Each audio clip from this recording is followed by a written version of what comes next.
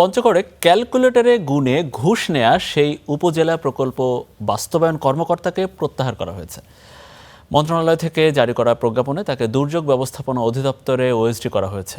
এদিকে ঘুষ নেয়ার ঘটনায় উপজেলা প্রশাসন ও মন্ত্রণালয় থেকে আলাদা দুটি তদন্ত কমিটি গঠন হয়েছে। মোবাইলে ধারণ করা এই ভিডিওতে দেখা যায় পঞ্চগড়ের দেবীগঞ্জ উপজেলা প্রকল্প বাস্তবায়ন কর্মকর্তা বাবুল চন্দ্র রায় ক্যালকুলেটর চেপে 15% কমিশন দাবি করছেন। এ সময় ইউপি সদস্যরা কম দিতে চাইলে তিনি রাজি হননি। মেম্বাররা কোনোদিন লাভ হয় না, আসলে আমার কাজটা আপনি দেখেন নাই স্যার। এটা কোনোদিন শুনছেন কোনো মেম্বার বলছে আমার লাভ হয়েছে? ভিডিওটি সামাজিক যোগাযোগ মাধ্যমে ছড়িয়ে পড়লে সমালোচনার ঝড় ওঠে। ঘটনার সময় উপস্থিত থাকা এক ইউপি সদস্য দাবি করেন টিআর কাবিখা ও কাবিটা প্রকল্পের বরাদ্দের জন্য তাদের কাছে 15% কমিশন দাবি করেন বাবুল চন্দ্র রায়।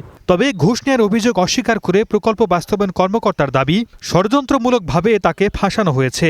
ওনার অফিসে একজন কর্মকর্তা পিয়ন ছিল, নুর আলম ছিল, তারপরে ওনার একজন কর্মকর্তা যুগের উনিও ছিল, সবাই ছিল এখানে। থাকার পরে তো উনি তো সব কথা বললো যে ওনার কাছে 15% টাকা লাগে কাজের জন্য। একটা টাকার যদি এমন বের করতে হয় সেক্ষেত্রে 15% তো আমি মুখে মুখে বের করবো না, এটা আমার ক্যালকুলেট টিকতে হবে, তাই না? অনেকের স্বার্থে এটা হয়তো এখানে হাসিল করতে পারেনি, আমি থাকাতে উদ্দেশ্য পরিণত তাদেরকে এটা করানো হয়েছে আর কি। এদিকে মঙ্গলবার দুর্যোগ ব্যবস্থাপনা ও ত্রাণ মন্ত্রণালয়ের জারি করা এক প্রজ্ঞাপনে অভিযুক্ত বাবুল চন্দ্র রায়কে প্রত্যাহার করা হয়েছে। নির্দেশ দেওয়া হয়েছে 24 জুনের মধ্যে তাকে সংশ্লিষ্ট মন্ত্রণালয়ে যোগদানের। দুর্যোগ ব্যবস্থাপনা অধিদপ্তর, এই দুর্যোগ ব্যবস্থাপনা অধিদপ্তর থেকে আজকে একটি হচ্ছে যে অফিস আদেশের মাধ্যমে তাকে আগামীকালকে মানে 24 তারিখে স্ট্যান্ড রিলিজ করা হয়েছে। ঘুষ নেয়ার ঘটনায় উপজেলা প্রশাসন ও মন্ত্রণালয় থেকে দুটি আলাদা তদন্ত কমিটি গঠন করা হয়েছে। Desk report, star news.